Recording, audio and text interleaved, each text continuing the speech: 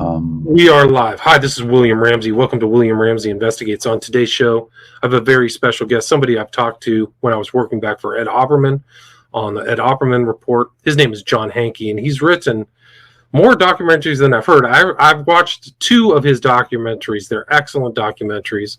One is titled Dark Legacy, which is about the murder of John F. Kennedy, and the other one is Dark Legacy 2, which is about the murder of John F. Kennedy Jr., and it just came to my knowledge that he had made another documentary during the Trump administration. The title of that documentary is Trump for Real, so we can talk about that as well. But his documentaries are very, very well researched. Anyway, John Hankey, welcome to the show. Thanks for agreeing to the interview. Hey, thanks so much. I also made one called COVID-19 Inside Job.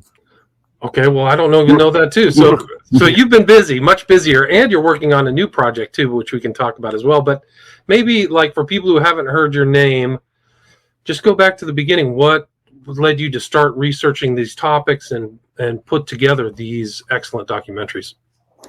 Well, that's probably a long story. Take your time. It is, but we have all the time we want, right? Is it possible for you to post stuff so that Absolutely. You can put up a link? All right, so we should put up a link for my COVID video and for my Trump video. Yes, let's do that. When I remember in the sixth grade. Tell me where. Let's find your Trump video. I'll have to look them up. So let's talk about that right now. How when I made the Trump video, it was instantly suppressed. The instant that I tried to upload it to YouTube, I then tried to search for it, and if you put in my name and the name of the video in quotes, it would not come up instantly. So I'm on a list, right? If that video got censored instantly, I'm on a list. My work is on a list. Okay. Get over it. Anyway, so how did I get started? When I was in the sixth grade, I remember that I decided that history was my thing. And when I was in the seventh grade, I remember that I read The Rise and Fall of the Third Reich.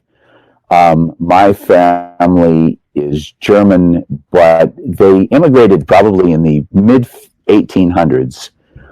There was a democratic rebellion in Germany, and I'm under the impression that that's when a lot of very progressive pro-democracy Germans came to the United States, and a lot of them settled in Cincinnati, and my family settled across the river in Frankfort, Kentucky.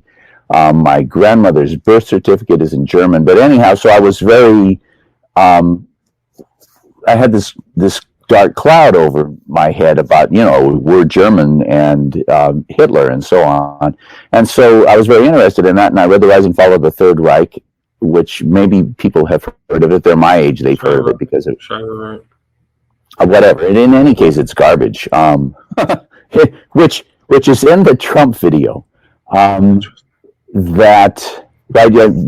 you got to see the Trump video? I just found it on Media Time Network. If this looks like yours, it is up, but it doesn't. You have to type in the whole thing. Well, in any case, you can put up links for people. Yeah. Right. Yes. And so one of the things that I learned, good gravy. Yeah, I walked to the local library and I came back with a baby stroller with about 12, 13 books. Everything that they had on the shelf on Hitler, I brought home. And focusing on the issue of how it was that Hitler came to power, I come to discover that every single book cited the same report called I Was Hitler's Boss, published by the New York Times in their history supplement in 1942. And this guy, his name is Captain Mayer, M-A-Y-R, and he says that he was working for German Army intelligence, that he, I'm trying to think of a way to put this briefly, and I guess we have time and I'm not going to. I'll try to make it as succinct as I possibly can. But at the end of World War I, the British aristocracy, who are really the villains, I'm discovering, those are the guys who killed John Kennedy, the British aristocracy. They're the main villains on the planet at the moment, and they killed Princess Diana. They're very, very, very evil people, and they're very anti-democratic. anyhow, they sent supervisors in to supervise the German surrender. People don't know this. Do you know what ended World War One? Do you know why World War One ended? Well, supposedly it was something was signed on what 11th of 1990. Well, but why? Oh, why did the Germans lay down their arms? I don't know. Tell me. Well, you won't find it in the history book, so you kind of have to come to this conclusion on your own. There were communist revolutions in Berlin and Munich, and the Allies said, and the Germans, right, the bad guys on both sides said, well, we have to put a stop to this. And they took the German army and they expunged, they eliminated, they would bring the soldiers in one at a time and say, what do you think about the Kaiser? And if you said, oh, he's a great guy, you kept your job. And if you said he needs to be shot, they would send you home. So that they then had something that they called the Free Corps, F-R-E-I Corps. And they sent those guys to Munich and to Berlin to exterminate the revolution. And when they got to Munich, after they went to the city hall and killed everybody who was there, they then went to the army barracks and arrested all of the soldiers and said, you guys are communists, because if you weren't, you would have done this, right? You're sitting here and you allowed this communist revolution to take place. You're a bunch of communists. And they then tortured everybody to find out who the leaders were. And Hitler, who had been a minor officer among the communist organization inside the local Munich military organization, ratted out all of his friends and then got recruited into German army intelligence. This is the story that Captain Mayer tells, how he says Hitler was like a beat wet dog, and he brought him in and Hitler begged for a job, and they put him, teaching him anti-Semitism and teaching him pro-aristocracy economics.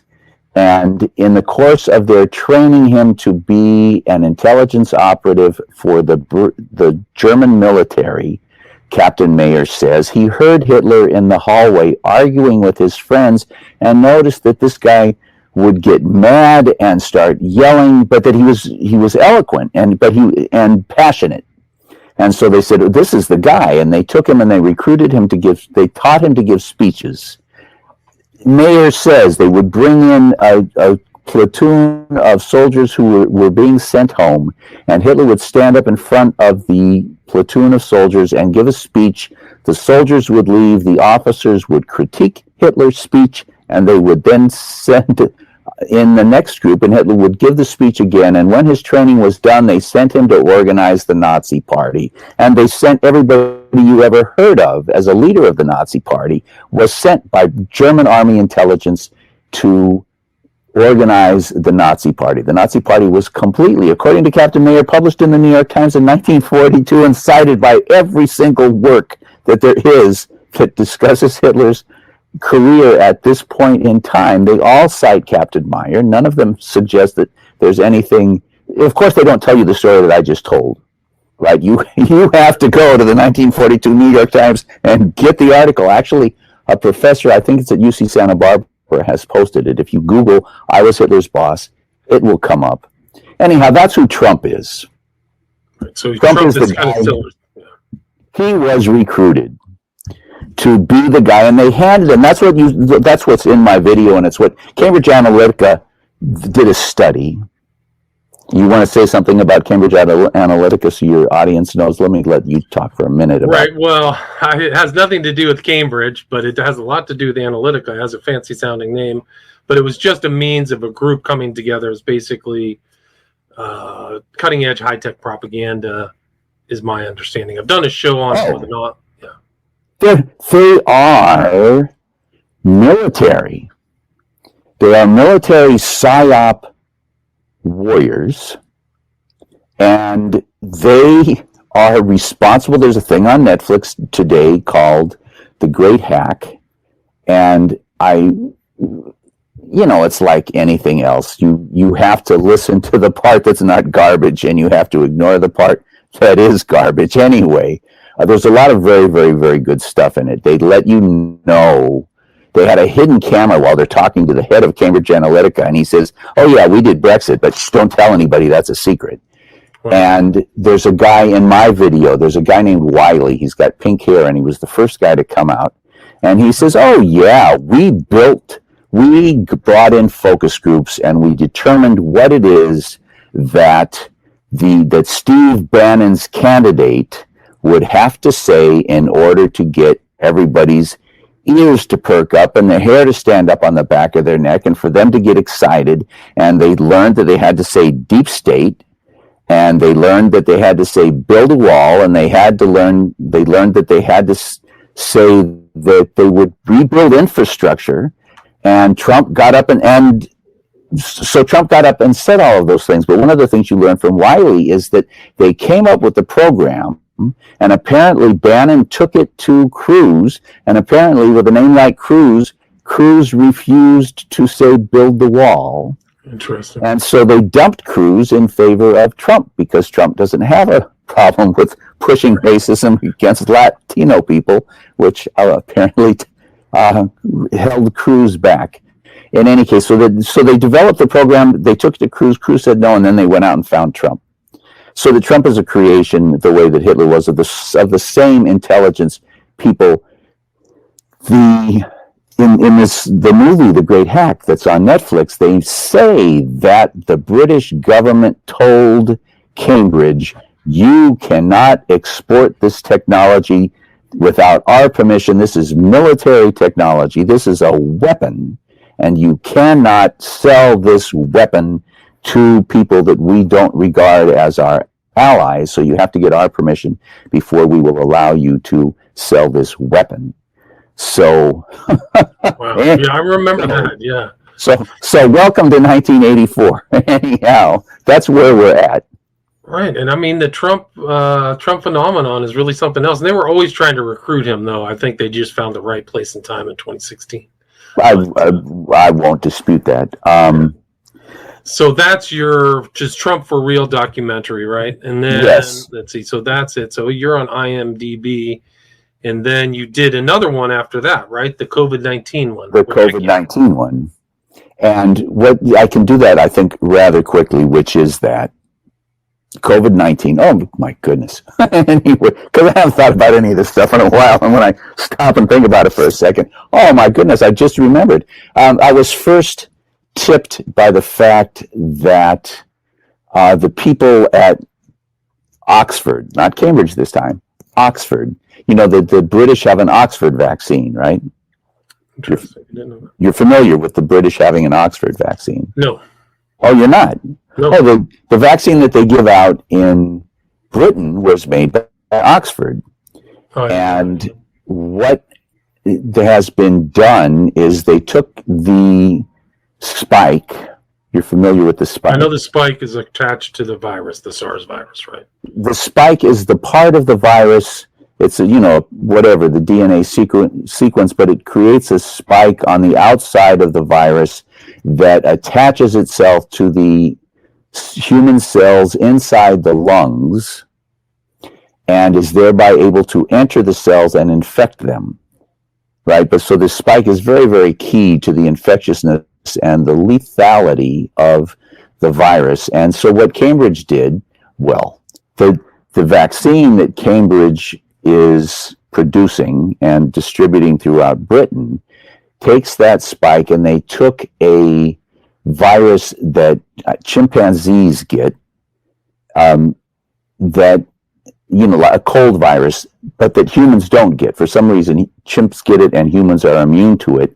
And they took that virus and they inserted the DNA for the spike into the DNA of the chimp virus, so that when they squirt, and then they can reproduce it massively, right? And they squirt a dose of this virus into people, and your immune system reacts to the spike and produces antibodies that will protect you from the virus. Okay, so I saw this, but I also saw that what I just described to you is a very, very, very, very, very fancy technology, right? And these guys, I observed, had they had the vaccine almost instantly. And so I concluded from that they must have had the virus in advance. I come to find out, a friend of mine sent me a video. It's this global virologist conference, right? And it's led by one of the leading virologists in Britain. And this woman has invited virologists from all over the world to participate. And they invited the woman who was the head of the Oxford vaccine project to discuss the development of the vaccine. And she says that they had the vaccine in 2018. And I went online and found the application that they submitted to test the vaccine in 2018. And they got the vaccine, I think it's very clear, from Rocky Mountain Labs, which is a U.S. military bioweapons lab in Montana, I believe. Rocky Mountain Labs. And I went to the Rocky Mountain Labs website, and there's a guy, one of the guys on the website is displaying his collection of bats.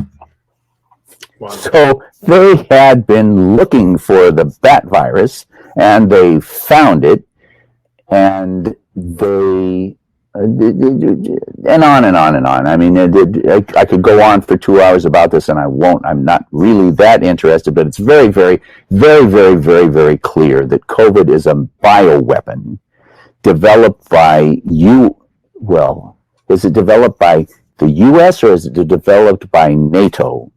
Because you will notice, and to what purpose? We're just skipping ahead, and that's fine. We're not going to be here all day long. So we're going to skip ahead over a lot of the details of the really, really just an enormous amount of data in articles that come from within the virology community, right? I'm not talking about QAnon crap, and I'm not talking about anything from any news source. I'm talking about Science, right? The magazine Science. I wasn't really aware. Science is a really, really hardcore scientific magazine for scientists, right? They print scientific articles about scientific research, and they're very, very, very, very technical.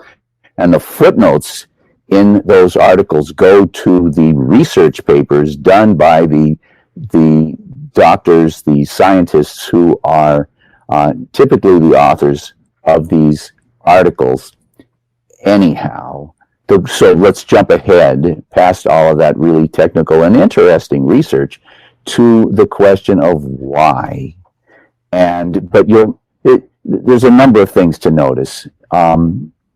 One of the things to notice is that COVID started appearing all over the place in October, right? It appeared in late December in China, but there's an NPR interview with the head of the task force that's fighting COVID in Italy, who says, "Oh yeah, it was here, killing people." Yes, in November, right? It was massively in Lombardy, in Italy, in November. This guy says, and he got fiercely attacked, of course, because how dare you contradict? Oh, geez, dude, I'm only the leader of the campaign in Italy. The doctors in France said, hey, you know what?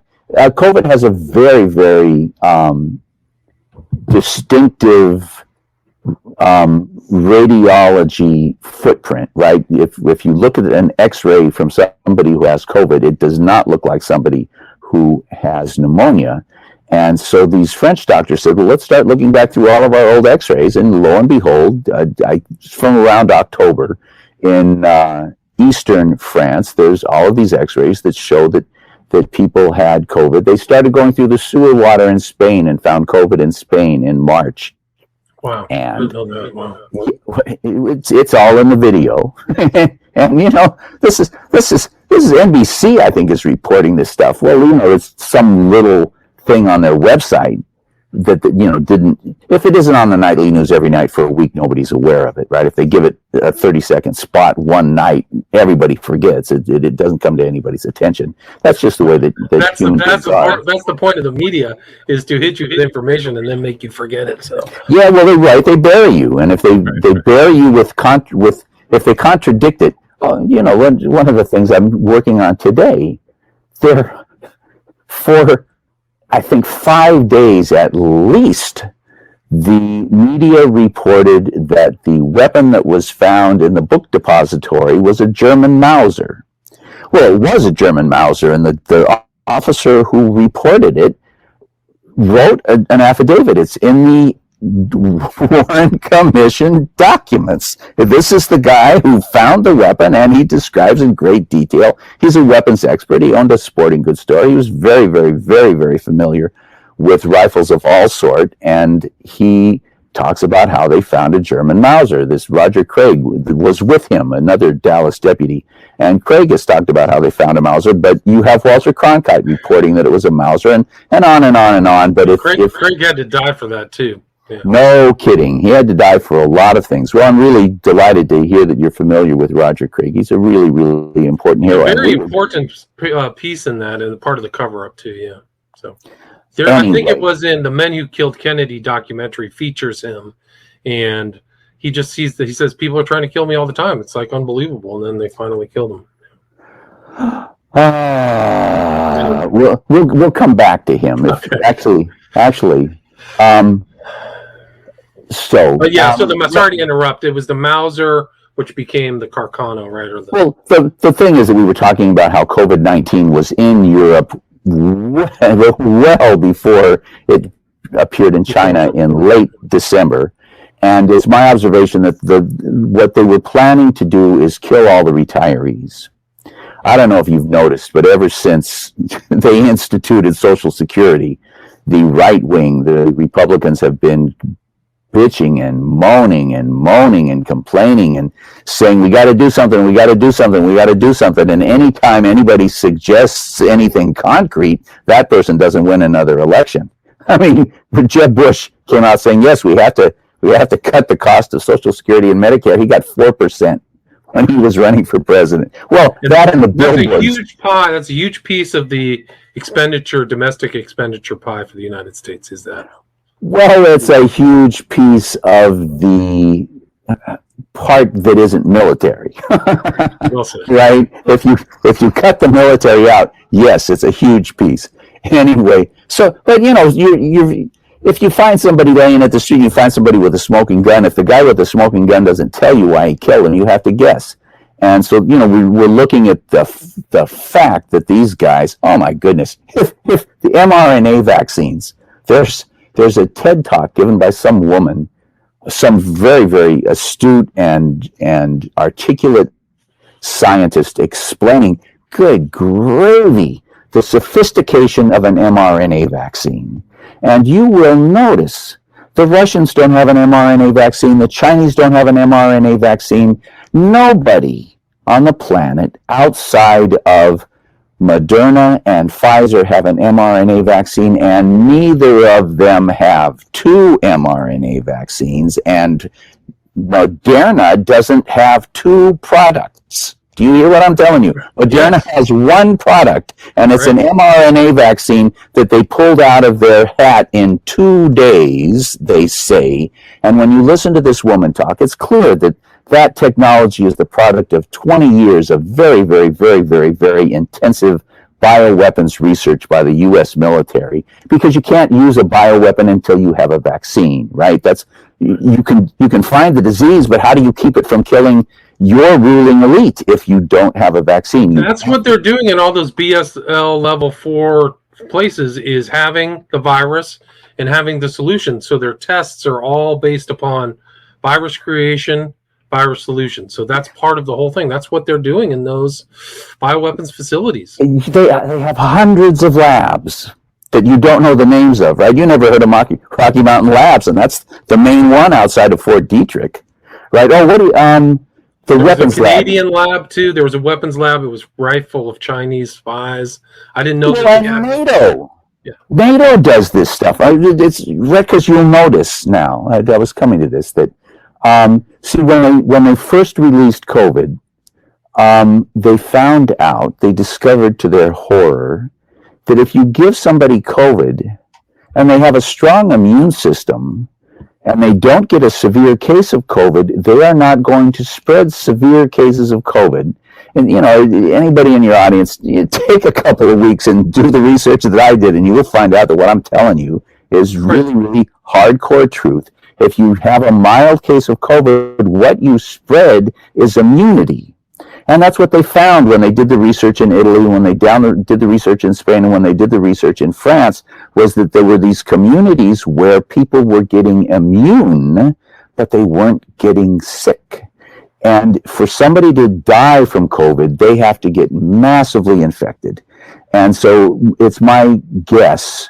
Well, it's interesting. The guy, the head of the Oxford labs, the head, not the head of the vaccine project within the lab, but the head of the labs, was talking about, oh yes, we're going to come up with inhalers. And you'll go to the doctor and open your mouth and he'll squirt the inhaler. You know what an inhaler is, right? Yeah, of course. Okay. And he'll squirt one of those and you'll inhale it, and the vaccine will go straight into your lungs. And he said this, and it makes absolute sense, and they never came out with it. And I suspect that the reason they didn't come out with it is because they didn't want to draw people's attention to it, because that's how they are spreading it. And that they would get on subways in Brooklyn, and some guy with an inhaler would, stick it under whatever, they somehow surreptitiously spread this around, because if you don't get hit in the face with a massive dose, you don't die from it. And if you get hit in the face with a massive dose, you then get massively infected, and you can then spread it to people massively who will then die from it. Right? But if you just get a mild case, what you spread is inoculation. You run around inoculating the people around you. So they found out early. Here's the thing, John. They don't want to tell the public, Fauci and all those bums, they don't want to tell the public about any immunity, natural immunity, or anything, ever. That's how you know it's a total scam, is because they're not educating the public about natural immunity at all. Well, one of the things you find with JFK, that I find with JFK, I'm pushing 70. I've been doing this since I was in the 6th grade. And one of the things I'm finding out is that, and we'll come back to it in a minute, but the Zapruder film is a fraud. Did you know that the Zapruder film is a fraud? No, not entirely. No. Well, what do you mean not entirely? Let me put it this way. I think that it does show that there's a shot from the front, right? Yes. Even Oliver Stone putting that in his film. So that in itself is contradictory to the Warren report, which is a joke. Well, but we'll get into all of that, and maybe we should get into it now and let all this stuff go by the wayside. So look, to your audience, if you're interested in this virus stuff, watch my video. You'll post a link and people can watch it. Yeah, well, you'll have to give me that link, because I don't know if I can find it. Yeah. No, we're not going to tell them now, because I could go get it, but I'm not gonna. It'd take me. And then what will we do with it, right? How do we then post it once I find it? Anyhow, so I'll send it to you and you'll post it on your website. I will. Yeah? Yes, I will. Okay, very good. So all the links of this, and once it gets moved to and distributed to all podcasts, I'll put it in the links, yeah.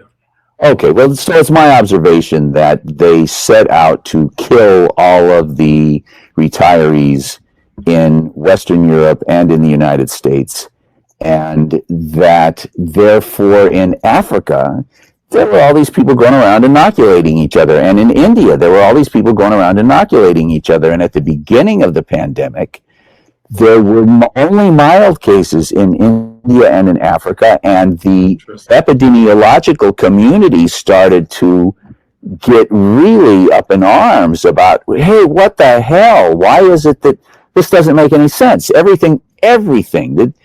There was an article in the New Yorker magazine that was like 15 pages long, written by a really brilliant and articulate epidemiologist, about how, these guys are used to developing computer models and being accurate to, if they're off by 3%, they get upset about it. That's a bad error. And they were off by 20,000%. Their predictions for Africa and India were off by 20,000% because they can't work into their calculations that there are spreaders going around deliberately spreading this stuff. And they could not come close to accounting for the differences in the death rates between India and Europe. And anyway, we're going to go on. So I wanted to say that people should watch Kill the Messenger on Netflix as well. It's about the murder of Gary Webb. And I'll take 45 seconds and say that when Gary Webb was murdered, I hired a private investigator who went to the morgue where he was and ran into Gary's wife and got her to sign a document giving me permission to give him an autopsy because he had been shot in the head twice, and they ruled it as suicide. And Cyril Wecht, do you know that name? Yeah, I've interviewed Cyril Wecht. I called Cyril Wecht, and he was, I saw that, he says, and yes, I'll do it for half price. I'm very anxious to do that autopsy. It's very, very rudimentary to show whether the person was alive or dead when the second shot was fired. And he says it's just an outrage that there was no autopsy, just an outrage that in a two-headshot suicide there was no autopsy, and it's an outrage that he said that in all of his years he'd never seen a two-headshot suicide. It doesn't exist. So I think there's a picture of the double tap into his head, somewhere. Right? No. I thought I saw a picture of it. Well, my investigator took pictures, so I have them if you were interested. But it seems that one of them was fired into his ear, so that there isn't really a bullet hole, and then there's another bullet hole. Anyway, it doesn't matter. The point. Well, I saw something photoshopped then, but yeah, no. You will not find anywhere a news article in any magazine, not The Nation and not any so-called, not The Intercept and not Mother Jones and not any of these so-called leftist magazines, and certainly not in any of the mainstream magazines, will you find anything that says Gary Webb was murdered. You won't find it anywhere. It's just insane. But if you watch the movie, I went to see it in the movie theater, and at the end of the movie, they tell you the whole story about how he's exposing the Bush crime family and how they're completely responsible for the crack epidemic. Completely. If you weren't dealing CIA crack, you got busted. But it wasn't a problem because you could deal CIA crack. That wouldn't be a problem anyway. And if you were dealing CIA crack like Ricky Ross, you'd get a phone call. You don't be at this time in this place because they're waiting for you.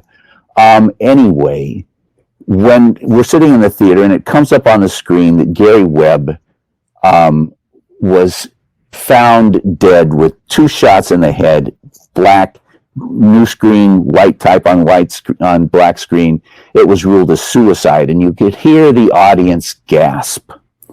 And when you read the movie reviews in the LA Times, the movie reviews in the LA Times agreed with the audience that I was sitting among, that, God, that's so ridiculous. How could you rule a 2-headshot suicide? I mean, a 2-headshot death, a suicide, and the New Yorker, which is, just a piece of garbage 99% of the time, but occasionally, right? It printed that gov't article that was really, really valuable. They accidentally print the truth every once in a great while. And then they don't watch the movie reviews, right? That's not on their radar. And so the movie reviewer for the New Yorker said, "Oh my God, 2-headshot suicide, what are you talking about?" Anyway. What was the articles that he wrote for the San Jose Mercury, Dark Forces? What was it called? Oh. That series that he got really in trouble with, yeah. And it ended up becoming a book, and I have it. That's the one that just got him in all kinds of grief. Dark Alliance is the name. Dark Alliance, very good, and he got an award for it till he got fired, right? Anyway, so in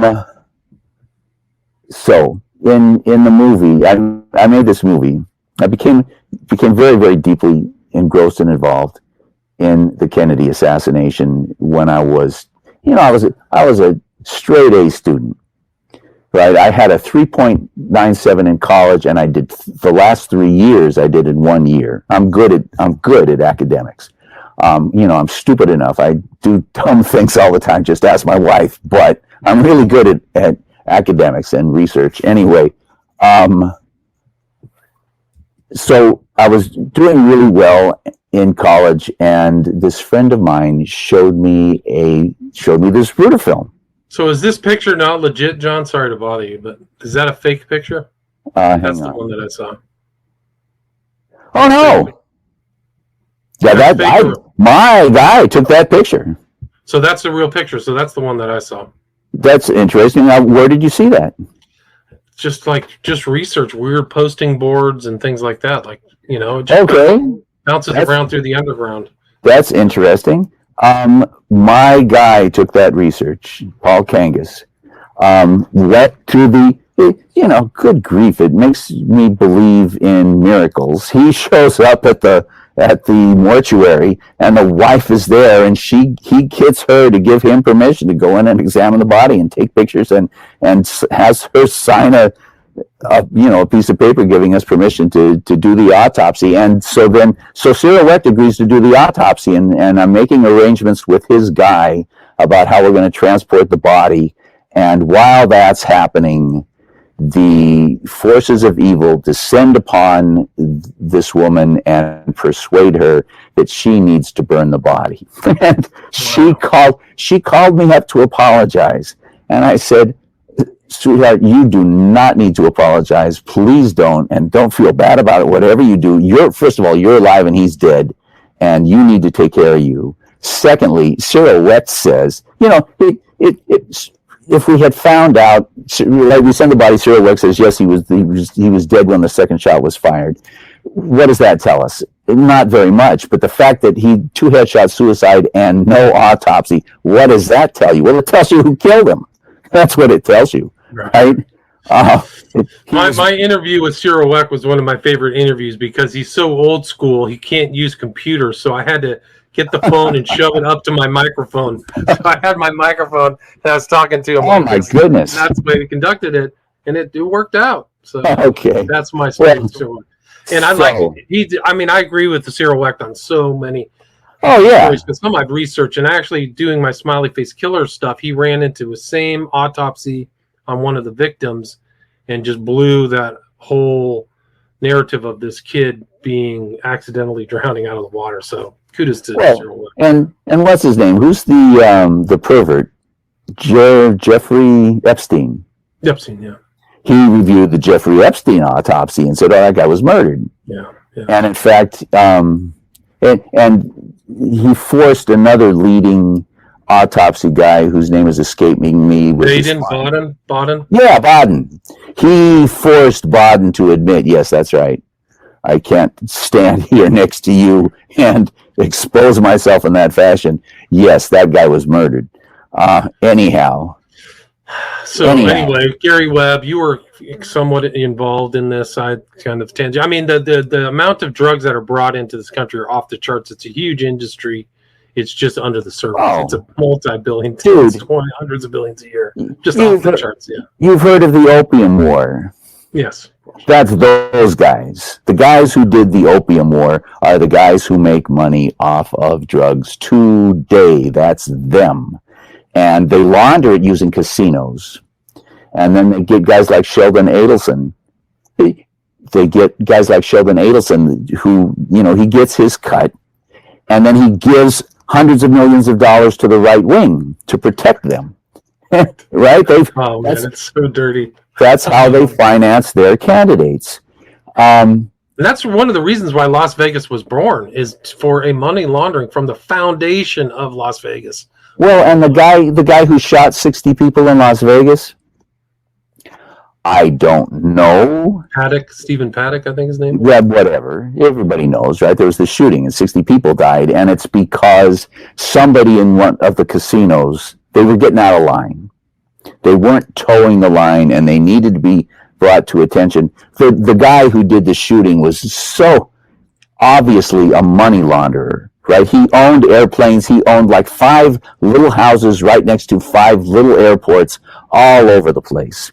And he would go into these casinos and launder money, right? He'd walk in and drop millions and millions of dollars, which is, it's a contribution, it's a deposit in the casino. And then the casino would then shave off the top, man. Well, I don't know how they do it, right? If perhaps they send their guy in and their guy wins $1 million and walks out and pays taxes on it. So it's all now legitimate, right? It's no longer dark money. It's now laundered money. Clean.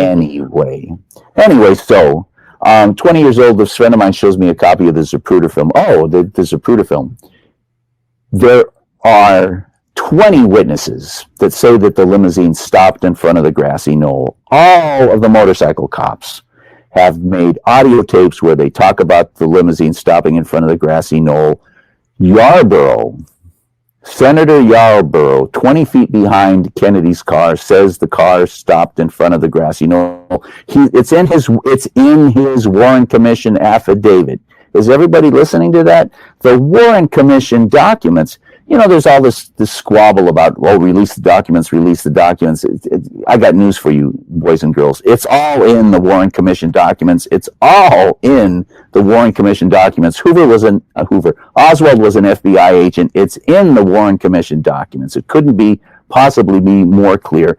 Good gravy. Ruby was an FBI agent, says Hoover to the Warren Commission. Anyway, well, he wasn't really working for us. He only had 9 contacts, and it's documented that he went in and bought micro cameras and micro tape recorders and microphones at the same time that he's meeting with the FBI spying on CIA gun running. It's also documented that he was running guns for the CIA at the same time that he was being visited on 9 different occasions by FBI agents. That's what Oswald was doing. Wow. Oswald is the guy who identified for Hoover where Lake Pontchartrain was and what they were doing. But we're getting a little bit out of order, so I dropped that bomb. On my list, on my notes that I'm looking at over here, is that we should talk about my first movie, Dark Legacy. Sure, let's start there, because it does tie. It's basically about the death or murder of John F. Kennedy, right? That's right, and it was originally called JFK2: The Bush Connection, and as JFK2: The Bush Connection, it had millions of views on YouTube. And as I was mentioning to you before we started, my semi-latest video, COVID-19, that is, COVID-19 Inside Job, is my latest. And the day I posted it, instantly, seconds after I posted it, I searched for it to see whether, in fact, it was available. And you can put in my name and you can put in the title in quotes, and it will not come up. If you type in COVID-19 Inside Job, it will not come up. Well, so is that Amazon? Yeah, is that Amazon? Yeah. I don't know that Amazon ever carried it. They may have carried it on Prime for free for a minute. Was it April 13th, 2021? Yeah. And some no, that was it. I saw the cover. That's my cover. So it's a noble, it looks like. Yep. Oh, really? Yep. Oh, very cool. We will for $14.99. Well, I will give you the link and people can see it for free. I'm happy for people to see it for free. I didn't make it to make any money off of it. Or if you want to contribute to the John Hankey Fund to try to make the next movie, I don't make any money on this stuff. Anyway, you write it all. I pay people to promote it. I don't get a nickel back anyhow. You will post a link and people can watch it for free, and if they like it, they can then go buy it, and some of that money will end up in the pocket of the guy who posted it on Barnes & Noble for me. Anyway, where were we? You were kind of bouncing around. You were headed back to your first... No, I know. I just needed to go back to my notes. But so I put it out. It was called JFK2, the Bush Connection, and it got millions of hits. And Alex Jones, that dirty CIA bastard, posted it on his website. It's the most popular, I believe it's the most popular video, or it was for years and years. Netflix carried, well, so then I turned it into Dark Legacy, right? I paid an editor $15,000 to make it look nice, and turned it into Dark Legacy. And it was on Netflix for 2 years. And, at one point I looked at it, it had 20,000 reviews. That's a lot of reviews. Yeah, right? So it was getting a lot of action on Netflix. They also did the next one on John Kennedy Jr., Dark Legacy 2, but I only mentioned it because we were talking about Netflix for a minute. Anyhow, in that video, I'm going to summarize Dark Legacy. I'm going to summarize my first movie on JFK, if that's okay with you. Please do. Yeah, go ahead. Well, the centerpiece of it is, it has an introduction. It's called Dark Legacy, and you find it where you find it. You can buy it on Prime for like $2. And the first 15 minutes is, if you don't mind my saying so, it's the best 15 minutes on the Kennedy assassination that was ever made. It's short and it's clear, and it's got Cyril Wecht, and it's got all the best stuff. And it focuses, the primary issue, if there are people in the audience who don't know. But Kennedy's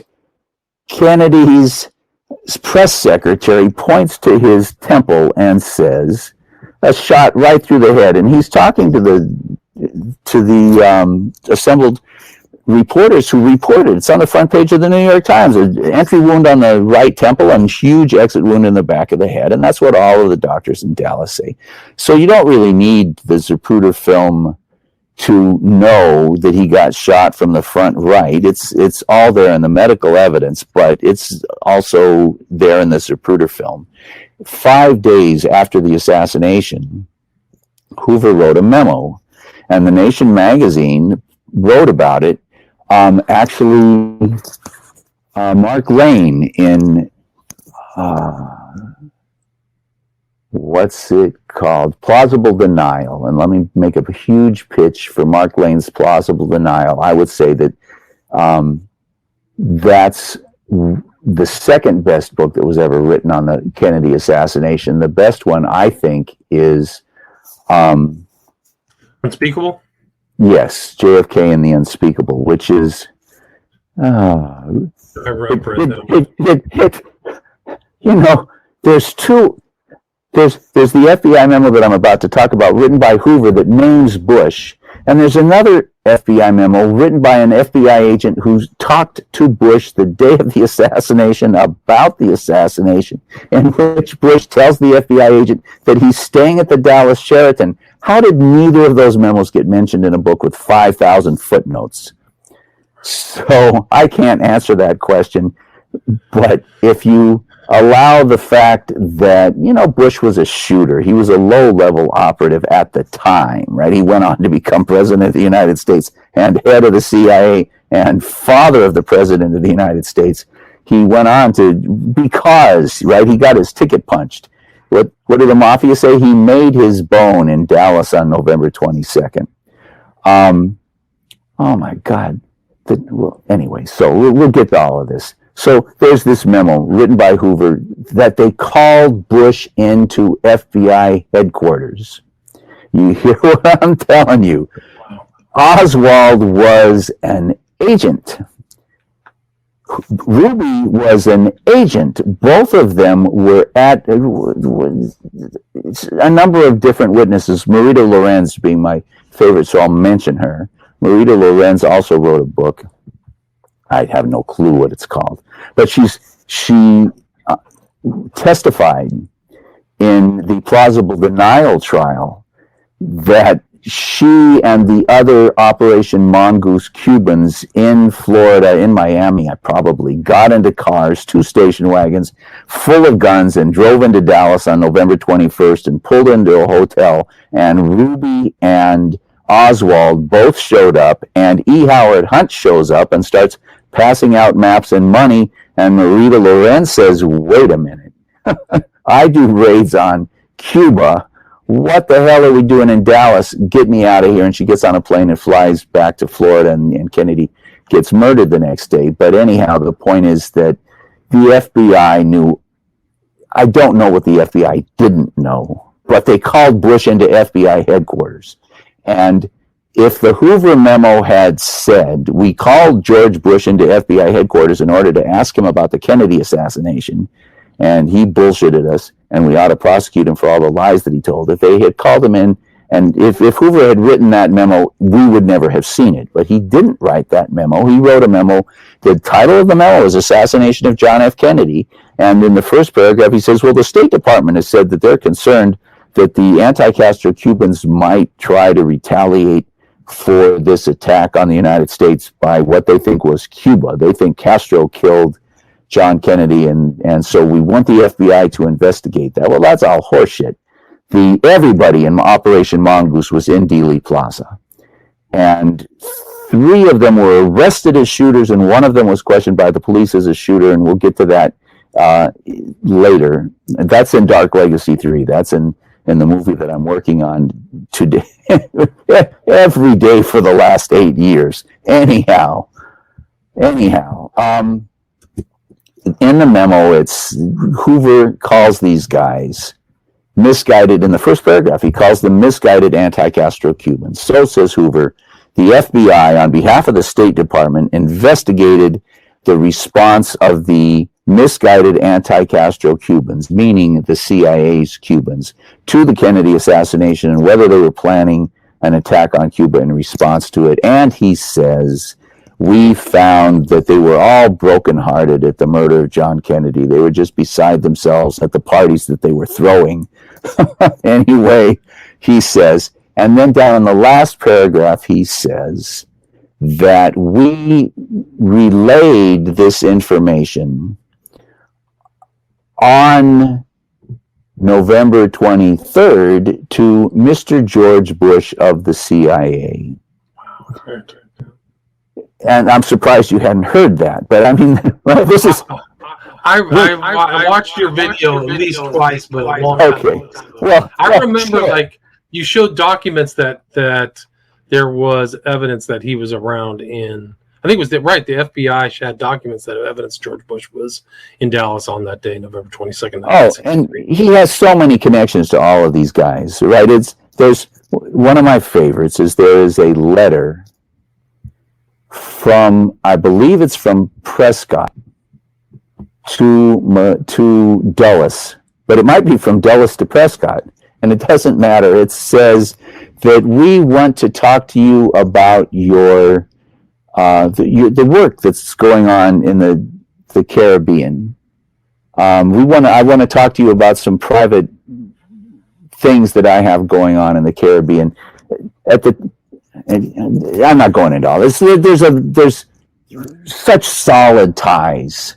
Well, I guess I'm gonna say that George Bush worked in Skull and Bones. Yeah, sorry, he was in Skull and Bones when he was in Yale. He left and went to a guy who was identified as an by Prescott in a letter written by Prescott introducing C.D. Jackson to somebody as a CIA recruiter.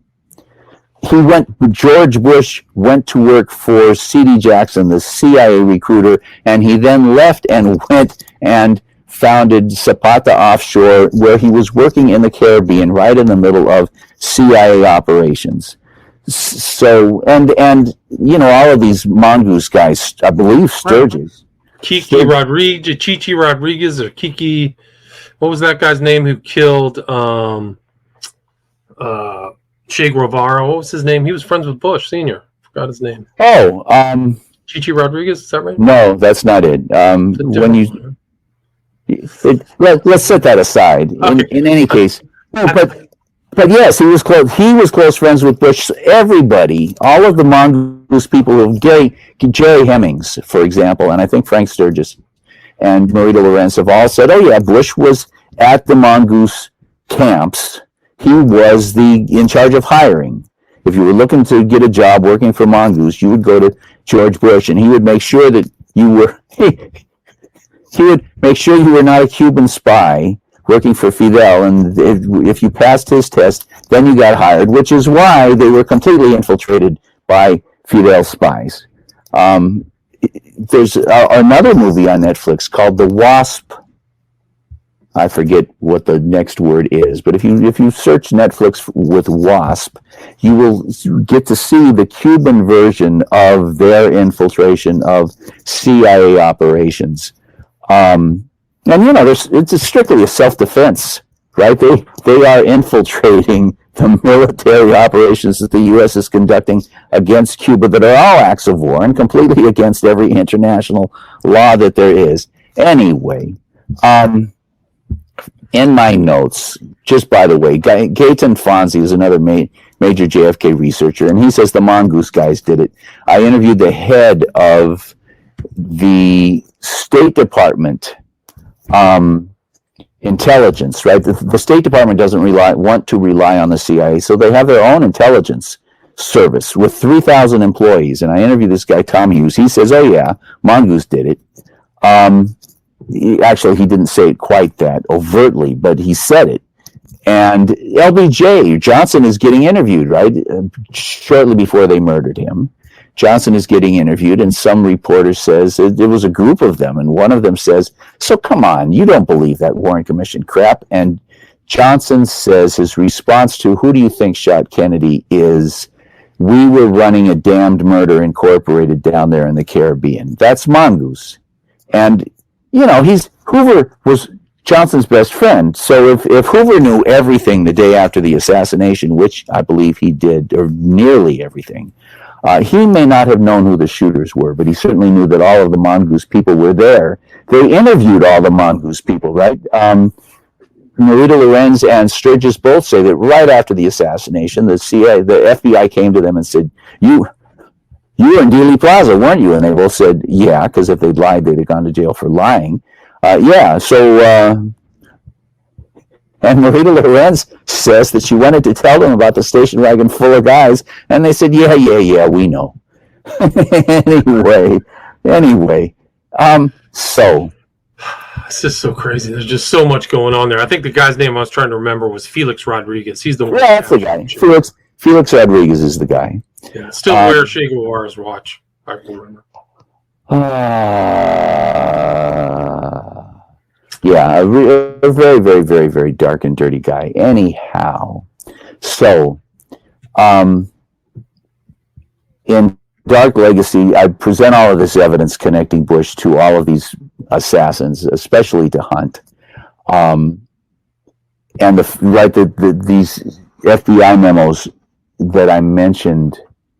I didn't go into it very much, but the day of the assassination, like an hour, 1:45, an hour and 15 minutes after the assassination, and like 15 minutes after it was announced that Kennedy was dead, Bush calls the FBI, and I forget the name of the agent that he spoke with, but the agent, as you'll understand in a second, the agent says, yeah, what do you want? And Bush says, I want to tell you that this young guy, his name's Parrott, he was talking about killing the president. And the agent says, yeah, when was that? And Bush says, I don't remember. And the agent says, well, where was it? And Bush says, I don't remember. And the agent says, well, just in case we need to talk to you later, where are you going to be? And he says, I'll Dallas Sheraton. And so there it is, the FBI memo that he was at the Dallas Sheraton the day of the assassination. The guy who found the first memo, the memo that Hoover wrote, what's his name? It's not going to come to me, and it's okay. Joseph McBride wrote an article in The Nation magazine. He called up George Bush. And of course, he didn't get to talk to Bush. He only got to talk to his, I think, campaign manager, and said, so I got this memo, and it says that Bush got called into FBI headquarters the day after the assassination. And the guy says, well, hang on. And he comes back and he says, well, that wasn't our guy. And McBride says, yeah, well, so where was your guy? And Bush says, I must have been in Houston.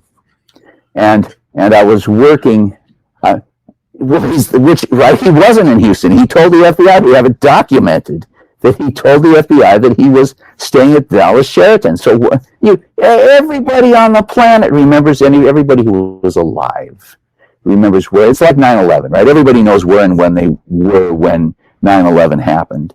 And everybody my age and older, which is pretty friggin' old, remembers where they were when they heard that Kennedy was murdered, and George Bush doesn't.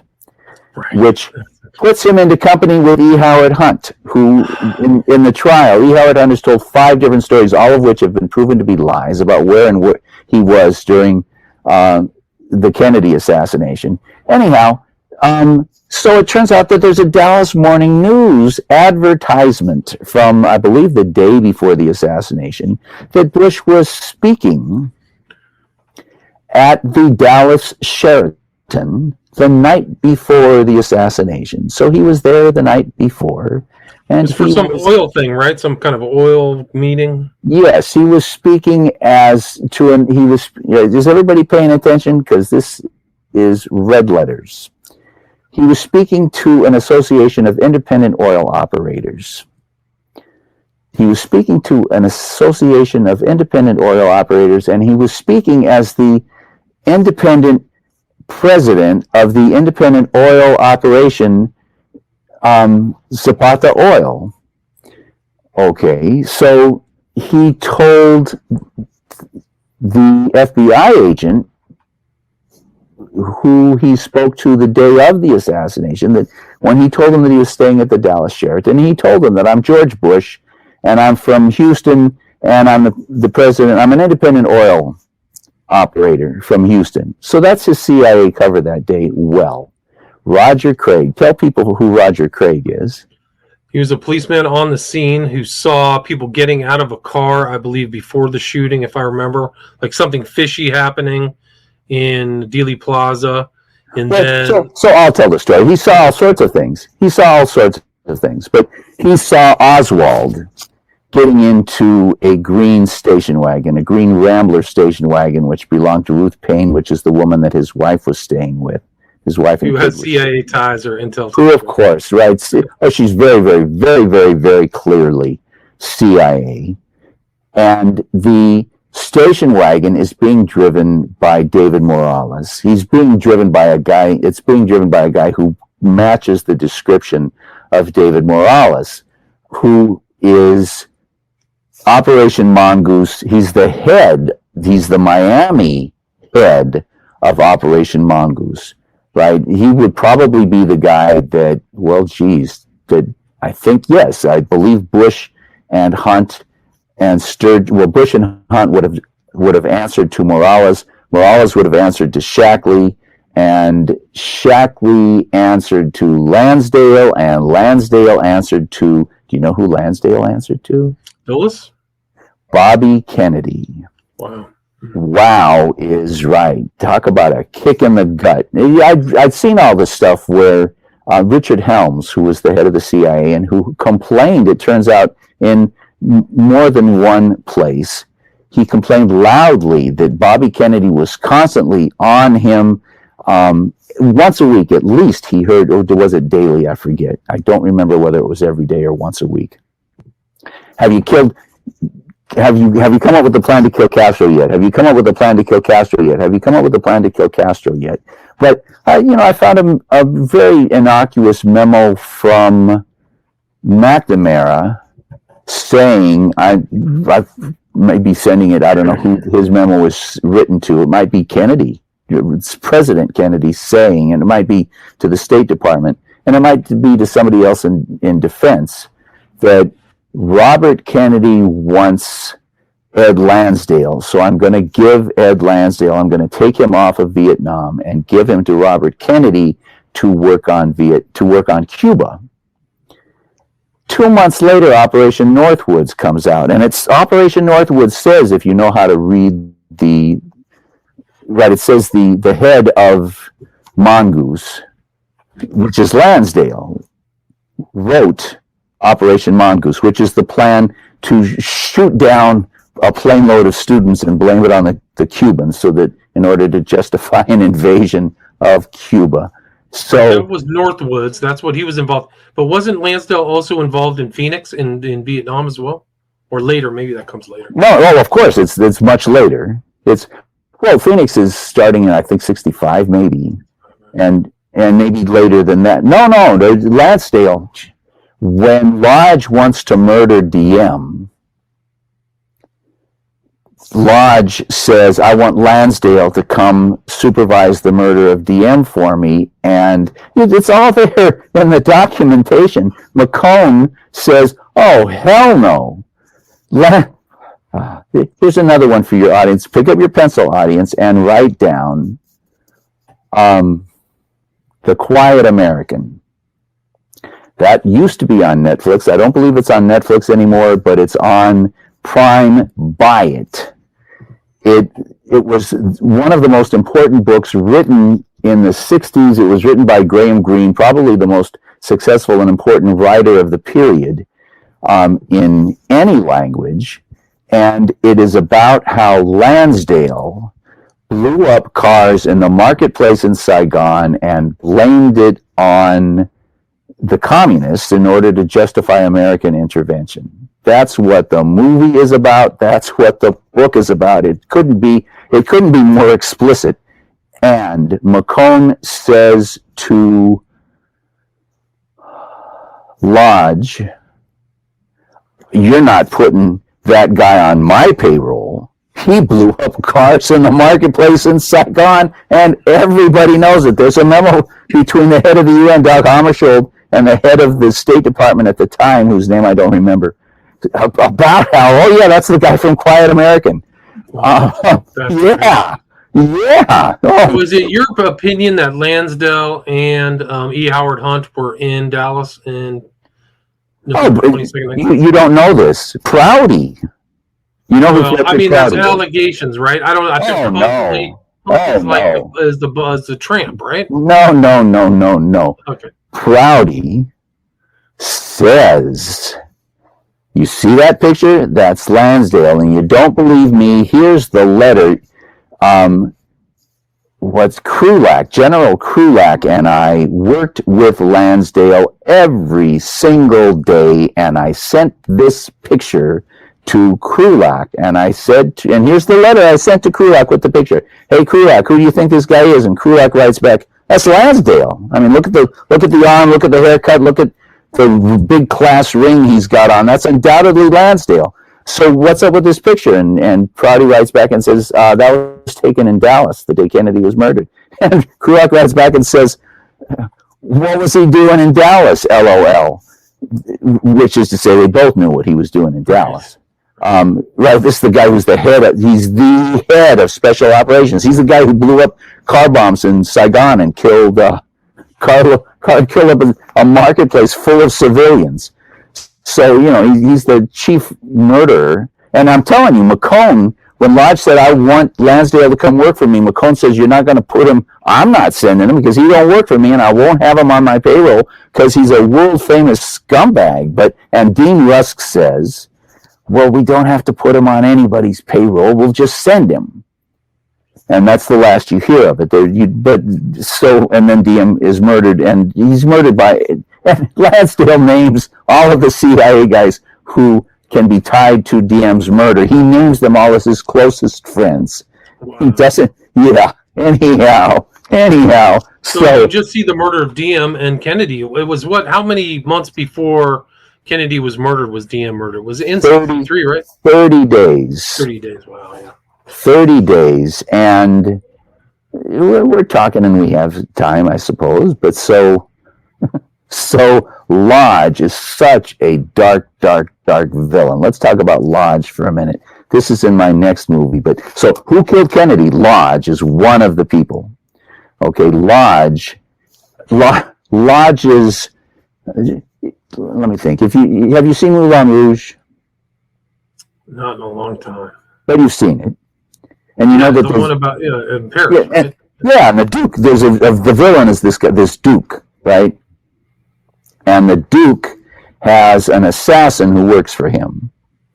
And every member of the aristocracy has a dirty thug who typically would be the chauffeur who drives the guy around, and when he murders a hooker, the chauffeur's job is to kill all the witnesses or pay off all the witnesses, but probably preferably murder them, because there's no way to, the only way to effectively silence a witness is to murder them. But so they all have those guys, right, who have to go around and clean up the messes that the aristocrats make one way and another, dead hookers or whatever.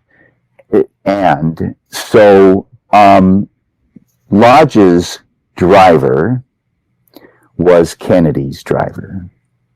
Interesting.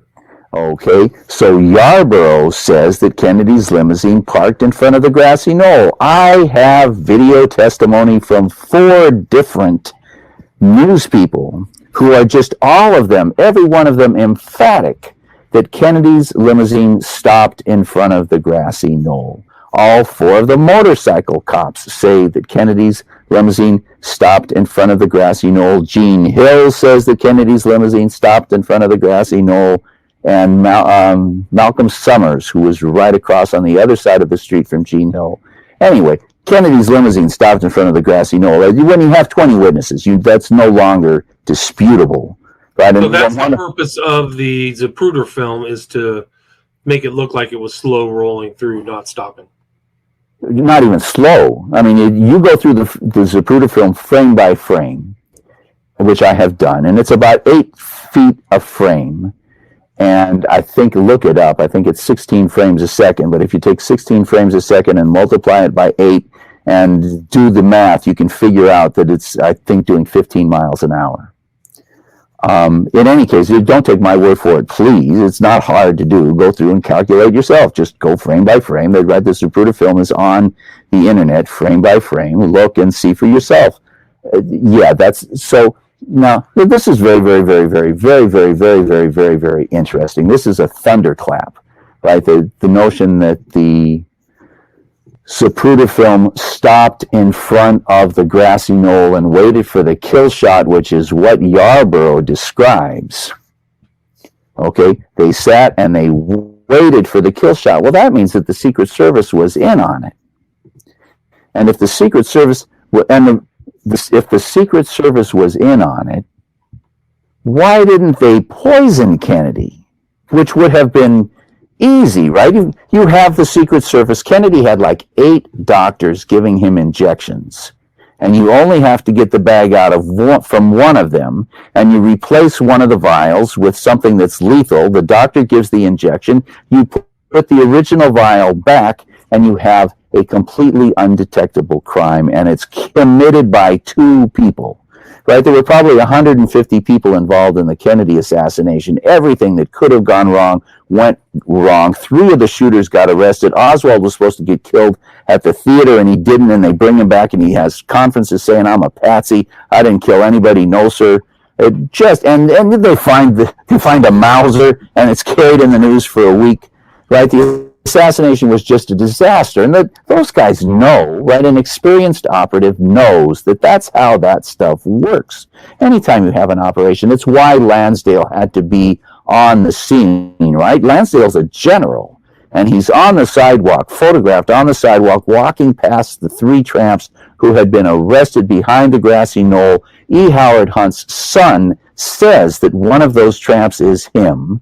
Jack Anderson had the photograph analyzed by this fancy photographic company, Comtel, 3M.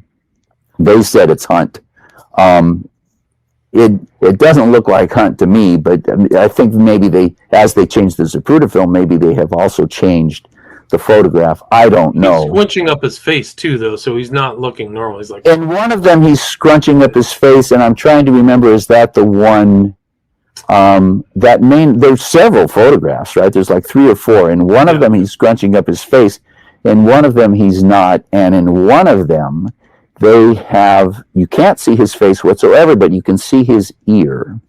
And he wrote 3 autobiographies, and in the first one, he included a picture of him sniping in China. And he didn't include that picture, and he doesn't talk about it in the text. But for all of his friends in the CIA who had heard the story that he was putting out, that he was the guy, I killed JFK, he included that picture in order so that they could all nod and wink and say, oh yeah, but you get to see the ear very, very, very clearly. And I had the guy who took the pictures of Gary Webb, the PI, the private investigator who took the pictures of Gary Webb, explained to me that for people trying to identify people from photographs, ears are like fingerprints, and the ears match. And, you know, it's not quite like a fingerprint, right? But it's in the same ballpark. It's, you know, a fingerprint, if you have a really good print.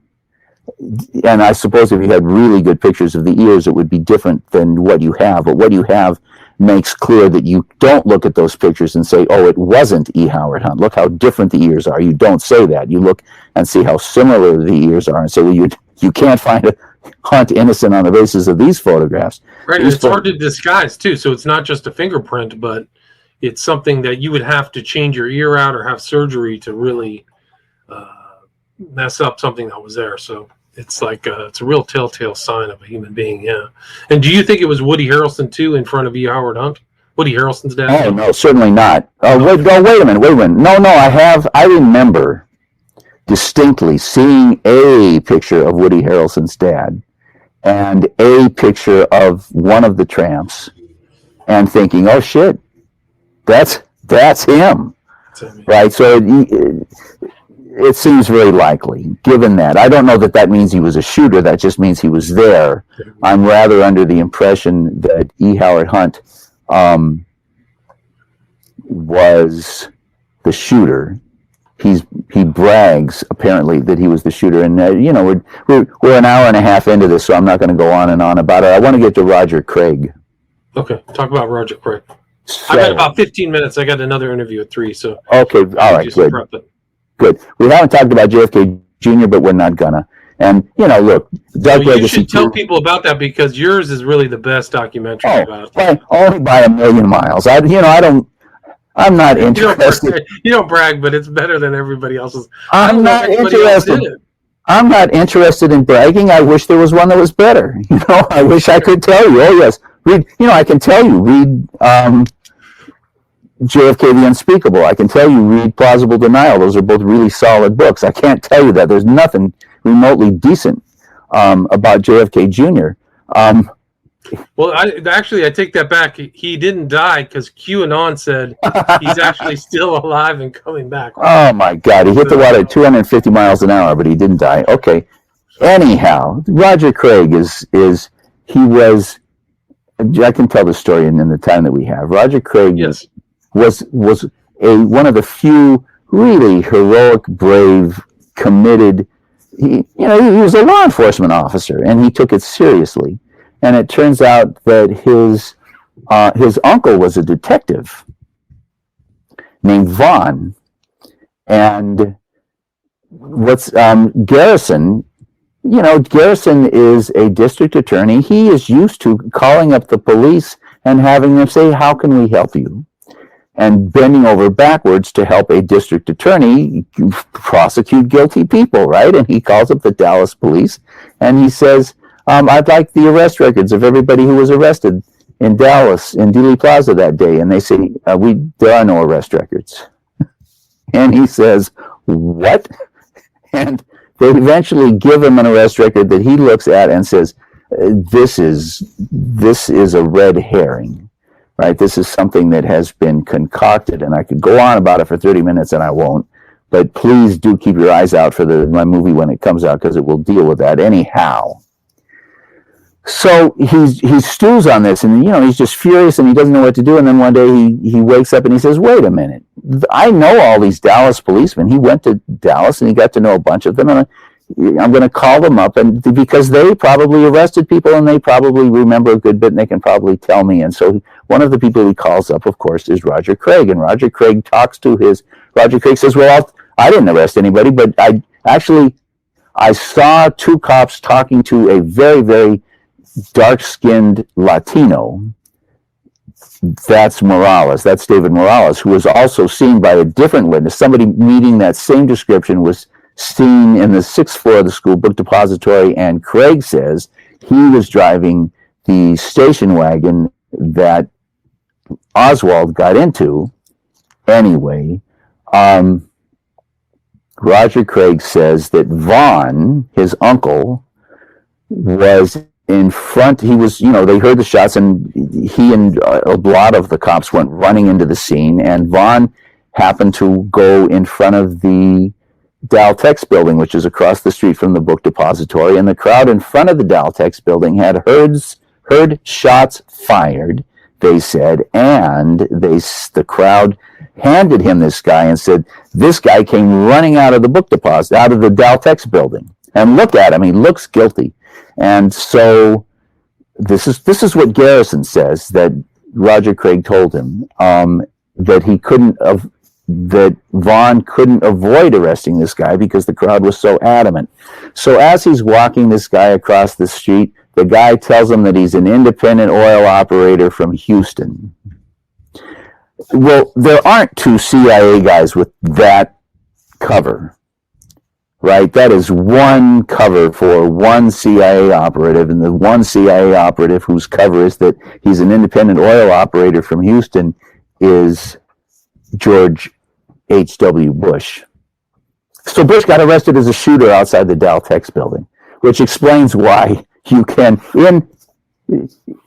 there were, actually I don't think I've posted this, you can document 14 shots, 2 of them from the front and 12 from the rear, 12 shots from the rear that missed. One of them hit the metal top of the windshield. They hit Connolly twice. They hit the sidewalk, and a fragment hit what's his name? The guy standing under the underpass, whose name is escaping me. And somebody saw a shooting gallery. It was just a massive shoot fest. Yeah.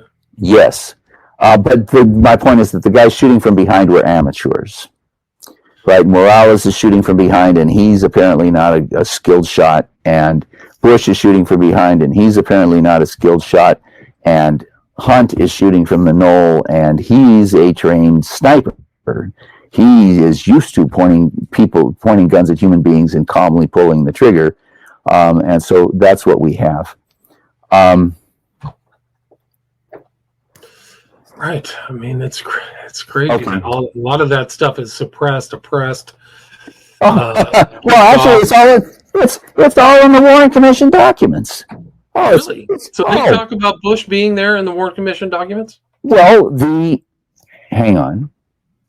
The parrot, I believe the parrot, the one where Bush called the FBI and said, parrot, right? And they asked him, I believe that is from the Warren Commission documents. No, of course, the Hoover memo was not in the Warren Commission documents. It was among the first 100,000 pages of declassified documents that were released. That's where that showed up. And this guy, Joseph McBride, was researching a book that he was writing about movies. He was in the Hollywood Library researching, because that's what he does, is he writes about movies, but he got sick of that, and he walked over and said, well, what else you got that's interesting? And the librarian said, well, we got all these documents that were just released by the Assassinations Review Board. You might find that interesting. And so he's just monkeying around, flipping through that, and he runs into George Bush's name. Anyway, in the Warren Commission documents are the FBI interviews with Oswald, and in that also is the testimony of one of the FBI agents who Oswald got arrested in New Orleans, and on a Saturday, the FBI agent went down to the jail to interview Oswald, and Warren asks the FBI agent, wait a minute, how do you explain you went down? And the agent says, oh, well, he had a question, and the FBI often will respond to citizens' questions. And so we heard that he wanted to talk to an FBI agent, and I went down there to talk to him. And Earl Warren says, and I quote, you don't say, which is, anyhow. So, listen to this, John, this guy, our listener Rodney says his dad was a motorcycle cop in the parade. He said the Secret Service were on top of LBJ before the first shot and said that shots were coming from all directions. Yeah, that is reported, that the Secret Service agent Johnson said that. Yarborough didn't. And I'm not inclined. Johnson said it, Yarborough didn't. So I don't know whether it's true. It doesn't matter. It might be true. Geez, we had so much more to talk about. You might want to have me back on because I think so. It's probably a really good idea. I think that we should just do one all about the death of JFK Jr. and who it benefited, right? Let me just say quickly that JFK Jr. had a flight instructor. There can't be any question that JFK Jr. had a flight instructor. He had broken his ankle. He had just had the cast taken off. He was walking on crutches. His editor at Georgia Magazine, Richard Blow, went to lunch with him and said, "So what are you doing this weekend?" And he says, "Oh, I'm flying and to a wedding." And Richard Blow says he looked at him and said, "Dude, you're on crutches." And he quotes Kennedy as saying, "Don't worry, I have a flight instructor." His regular flight instructor's lawyer says that he lied, that the flight instructor, Morena, lied to the investigators. And what are they called? Doesn't matter. Or FDA, FAA? No, I want to think it starts with an N. NTSB. NTSB, that sounds NTSB. His lawyer says he lied to the NTSB when he says that he called John Kennedy, and John Kennedy said that he wanted to fly on his own. And anyway, what's I think fairly clear is that Morena called him to say, "I can't make it, but I can hook you up with this guy who you know because you've flown with him before." I believe that they had set John Kennedy up, that he had flown with this guy before. This guy was programmed.